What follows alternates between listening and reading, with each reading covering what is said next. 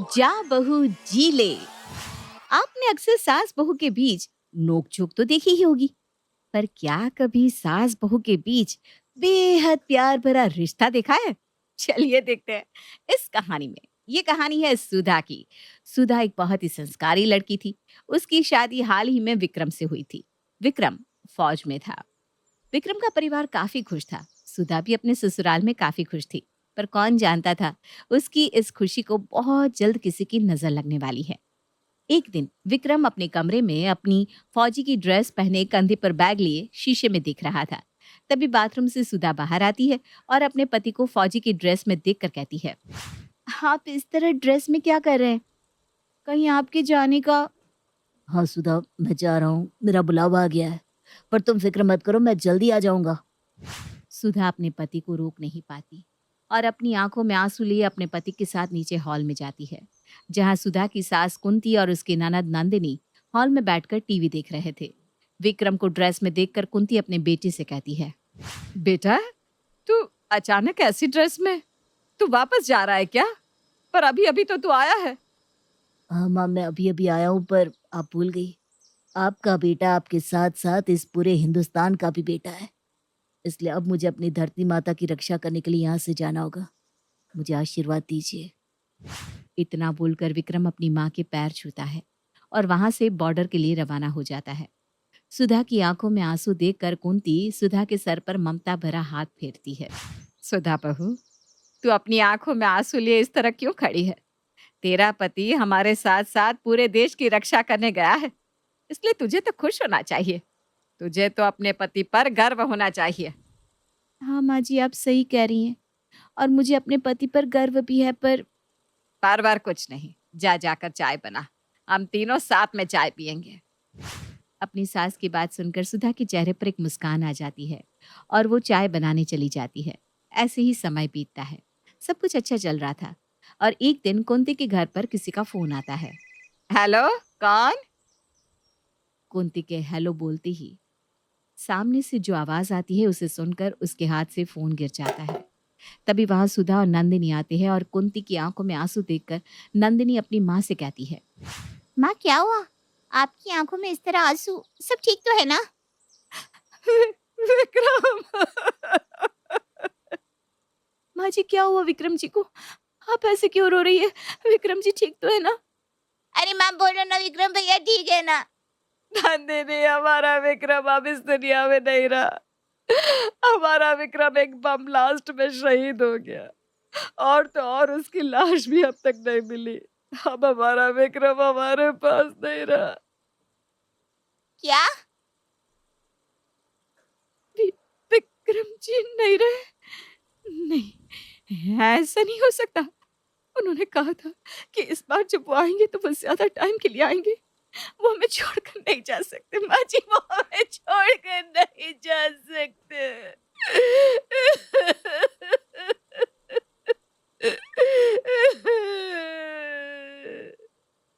बहू, अब तो अपना ये नाटक बंद कर दे। क्यों इतने नाटक किए जा रही है? माँ, ये आप क्या कह रही हैं? इसमें भाभी की क्या गलती? अरे तू नहीं जानती नंदिनी, ये सारा किया कराया इसी का है। यही नहीं चाहती थी कि मेरा बेटा कभी वापस आए, तभी तो आंसू टपका कर भेजा उसे। अरे इसकी चाल थी, ये जानती थी कि मेरा बेटा किसी को रोता हुआ नहीं देख सकता, इसीलिए जानबूझकर इसने उसको टेंशन दी। नहीं नहीं बाजी, ऐसा मत बोलिए। भला कौन सी सुहागन अपने पति से दूर रहना चाहेगी? प्लीज माँ जी, मुझ पर ऐसा इल्जाम मत लगाइए। हाँ माँ, भाभी बिल्कुल सही बोल रही है। इस समय अभी हम लोगों को एक दूसरे का साथ देना पड़ेगा, सपोर्ट करना पड़ेगा। लेकिन आप है कि आप भाभी पर ही लांछन लगा रही हैं। कुंती नंदिनी की बात का कोई जवाब नहीं देती और वहां से रोते हुए चली जाती है। समय बीतता है और बीतते समय के साथ साथ धीरे धीरे सब कुछ नॉर्मल होने लगता है। लेकिन कुंती अब भी सुधा से सीधे मुंह बात नहीं करती थी। वो उस पर आए दिन ताने कसती। वो उसे जानबूझकर कोई ना कोई काम दिया करती। सीधे शब्दों में कहे तो कुंती सुधा के ऊपर जुल्म के साथ साथ ताने भी कसती। एक सास जो अपनी बहू को बेटी से भी बढ़कर मानती थी, आज वो अपनी बहू को ही अपने परिवार का दुश्मन मान बैठी थी। ऐसे ही एक दिन सुधा रसोई में बर्तन धो रही थी। तभी वहां कुंती आती है और साफ सुथरे बर्तन को अपने हाथ में उठाकर कहती है, बहू, ये तू बर्तन धो रही है? अरे देख बर्तनों में कितनी धूल मिट्टी जमी हुई है। जब मैं काम करती थी ना, तो सारे बर्तन में लोगों की शक्ल दिखा करती थी, लेकिन तू इतना घटिया काम करती है। अरे तुझसे साफ सुथरे तो गली मोहल्ले के भिखारी रहते हैं। लेकिन माँ जी, मैंने इस बर्तन को अभी सुबह ही धोया था। वो तो मुझे भी दिखाई दे रहा है कि तूने कितनी साफ सफाई से इस बर्तन को धोया है। इसमें कितनी चिकनाई है, दिख रही है क्या? लेकिन माँ जी, मुझसे बहस करने की कोई जरूरत नहीं है। समझ में आई बात? इन बर्तनों को दोबारा से धो और अच्छे से पोंछ। एक समय पर कुंती ने सुधा को अपनी बहू नहीं बल्कि बेटी माना था और सुधा भी अपनी सास को सास नहीं बल्कि माँ मानती थी। इसलिए सुधा अपनी सास को कुछ नहीं कहती और उनके कहे अनुसार दोबारा से बर्तन धोकर अच्छे से साफ करके रख देती है। ऐसे ही समय बीतता है, लेकिन कुंती अपनी बहू पर तरस नहीं खाती और उसको आए दिन ताने दिया करती। ऐसे ही एक दिन सुधा अपने कमरे में लेटकर आराम कर रही थी। तभी वहां कुंती आती है और उसको इस तरह आराम करता देख पास में रखे पानी के गिलास को उठाकर वो पानी का ग्लास उसके मुंह पर फेंक देती। तुझे सिवाय आराम के और कुछ दिखता नहीं क्या? जब देखो तब इस घर में पड़ी रहती है। अरे आराम फरमाने के अलावा और कुछ काम भी कर लिया कर। काम करेगी, शरीर चलाएगी तो अच्छा रहेगा। पर माँ जी, मैंने तो सारा काम कर दिया है और अभी मेरे सर में थोड़ा दर्द हो रहा था, बस इसी वजह से आराम करने आ गई। आराम करने आ गई? घर का सारा काम हो गया? अरे ऐसा भी कौन सा काम कर लिया तूने जो तेरे सर में दर्द होने लगा और तू आराम करने के लिए आ गई? मतलब एक तो तू घर में पड़ी रहती है, ऊपर से कोई काम धंधा तुझे करना नहीं। लेकिन जब तुझे काम के लिए बोलो तो तेरे मुंह से यही निकलता है, मैं थक गई हूँ, मेरे सर में दर्द हो रहा है। अरे इस बीमारी को कभी छोड़ भी दिया कर। उम्र मेरी हो रही है, लेकिन दर्द तेरे शरीर में आता है। पता नहीं ऐसा कौन सा काम करती है। माँ जी, वो माजी माजी कुछ नहीं, चल उठ, उठकर खाना बना। मेरा भतीजा आने वाला है दूसरे शहर से। अगर उसकी खातिरदारी में कोई भी कमी रह गई ना, तो तुझे ऐसा सबक सिखाऊंगी कि जिंदगी भर याद रखेगी, समझी? अपनी सास की बात सुनकर सुधा की आंख में आंसू आते हैं। वो किचन में जाकर खाना बनाने लगती है। कुछ घंटे बाद जब कुंती का भतीजा रोहित कुंती के घर आता है, तो आते ही कुंती के पैरों को छूकर आशीर्वाद लेता है। कैसी हो चाची, घर में सब ठीक है? हाँ बेटा, घर में तो सब ठीक है। तू बता, तू कैसा है? दूसरे शहर में अकेला रहता है, वहां अपना ध्यान कैसे रखता है? चाची जी, अपना ख्याल तो अच्छे से रख लेता हूँ। वो क्या है ना, अब अकेले रहते रहते आदत सी पड़ गई है, इसीलिए अकेले रहने में कोई दिक्कत नहीं होती। चल बेटा, तू हाथ मुंह धो ले, मैं तेरे लिए खाना लगवाती हूँ। कुंती की बात सुनकर रोहित हाथ मुंह धोता है और खाने के टेबल पर सभी के साथ बैठ जाता है। तभी वहां अपने हाथ में खाना लिए सुधा आती है। सुधा को सफेद साड़ी में विधवा के रूप में देखकर रोहित हैरान रह जाता है। भाभी, आप इस तरह सफेद साड़ी में क्यों? आपकी मांग का सिंदूर, आपके गले का मंगलसूत्र कहाँ गया? रोहित की बात सुनकर सामने बैठी कुंती एक अलग अकड़ और गुस्से में बोलती है। रोहित, तेरी भाभी ने अपने ही सुहाग को खा लिया। क्या मतलब? कुछ नहीं भैया, माँ को आदत हो गई है भाभी को ताने देने की। जब देखो तब भैया की मौत का जिम्मेदार वो भाभी को ठहराती है। मौत? भैया अब इस दुनिया में नहीं रहे? हाँ रोहित, तुम्हारे भैया एक मिशन में शहीद हो गए और उनकी मौत का जिम्मेदार माँ जी मुझे ठहराती है। उन्हें लगता है कि मैंने ही अपने पति को। सुधा आगे बोल नहीं पाती, उसकी आंखों से आंसू छलक जाते हैं। हाँ हाँ, मैं ही तो गलत हूँ, बाकी ये सब लोग तो ठीक है। एक मैं ही कसाई हूँ ना, जो इस पर अत्याचार और जुल्म करती हूँ। इस घर में भले ही मुझे कोई कितना ही गलत क्यों ना समझे, पर मैं जानती हूँ कि मैं गलत नहीं हूँ। मेरे बेटे को खाने वाली कोई और नहीं बल्कि ये सुधा है, सुधा। इसने ही मेरे बेटे को खाया है। मैं इस लड़की को जिंदगी में कभी माफ नहीं कर सकती। कुंती गुस्से में अपने पैरों को पटकते हुए अपने कमरे में चली जाती है और घर का ऐसा बिगड़ा हुआ माहौल देखकर रोहित को कुछ भी समझ में नहीं आता। लेकिन वो उस समय किसी से कुछ नहीं कहता और चुपचाप खाने के बाद अपने कमरे में चला जाता है। अगली सुबह सुधा सभी के लिए ब्रेकफास्ट बनाती है और सभी को ब्रेकफास्ट देती है। हे भगवान, इतना नमक! अरे इतना नमक कौन खाता है करमजली? एक तो मेरे बेटे को मार कर खा गई, अब क्या चाहती है कि मेरे भतीजे और मेरी बेटी को भी मार कर खा जाएगी? माँ जी, माफ करना, पर देवर जी मीठी चाय पीते हैं और उन्होंने ही मुझे आकर कहा था कि ब्रेकफास्ट में उन्हें थोड़ा ज्यादा नमक चाहिए। इसलिए मैंने नमक थोड़ा तेज कर दिया। अरे तो सिर्फ उसके ब्रेकफास्ट में करती ना, हम सबका खाना क्यों जहर बना दिया तूने? माँ क्या हो गया है आपको? इतना भी नमक नहीं है जितना आप ओवर रिएक्ट कर रही हैं। नंदिनी की बात सुनकर कुंती ब्रेकफास्ट फेंक देती है और गुस्से में कहती है, तुम लोगों को इस गंदी सी लड़की का सब कुछ अच्छा लगता होगा, लेकिन मुझे नहीं। मैं इसको कभी माफ नहीं करूंगी। एक बार फिर कुंती वहां से उठकर चली जाती है। तो वहीं सुधा की आंखों से आंसू रुकने का नाम नहीं ले रहे थे। लेकिन ये सब देखकर रोहित को बहुत बुरा लगता है और वो मौका देखकर सुधा से बात करता है। सुधा भाभी, आप इतना सब कुछ क्यों सह रही हैं? साफ दिख रहा है कि चाची जी आप पर कितने अत्याचार कर रही हैं। वो आपको कितने ताने कसती है। ये सब जानते हुए भी आप चाची जी को कुछ कहती क्यों नहीं? आखिर क्यों भाभी, क्यों? वो इसलिए रोहित, क्योंकि मैं नहीं चाहती कि माँ जी को कोई ठेस पहुंचे। माँ जी ने पहले ही अपना बेटा खो दिया है। अगर मैंने उन्हें पलटकर कोई जवाब दे दिया तो माँ जी पूरी तरह टूट जाएंगी। लेकिन भाभी, आप पूरी जिंदगी इस तरह ताने सुनकर या इस तरह के अत्याचार सहकर तो नहीं रह सकती ना। आपको अपने हक के लिए अपने लिए आवाज तो उठानी ही पड़ेगी। तो रोहित, मैं क्या करूं? मैं माँ जी को पलटकर जवाब नहीं दे सकती। भाभी, आप अपनी सास को पलटकर जवाब नहीं दे सकती, इस बात की मैं रिस्पेक्ट करता हूँ। लेकिन चाची जी का बर्ताव दिन पर दिन बद से बदतर होता जा रहा है। इसके लिए आपको कुछ तो करना ही होगा, जिससे चाची जी आपकी कदर भी करे और आपकी रिस्पेक्ट भी। क्योंकि मैं आपको इस तरह रोते हुए नहीं देख सकता भाभी। सुधा रोहित की बात का जवाब नहीं देती और वहां से चली जाती है। लेकिन रोहित ठान लेता है कि वो अपनी चाची को सबक सिखा कर रहेगा। ऐसे ही एक दिन रोहित अपनी चाची के पास बैठता है और बातें करते हुए उनसे कहता है, चाची जी, मैं क्या कह रहा था कि आपको नहीं लगता भाभी कुछ ज्यादा ही कामचोर है? मतलब मैं ये नहीं बोल रहा हूँ कि वो काम नहीं करती, लेकिन एक एक काम को वो एक एक घंटे में करती है।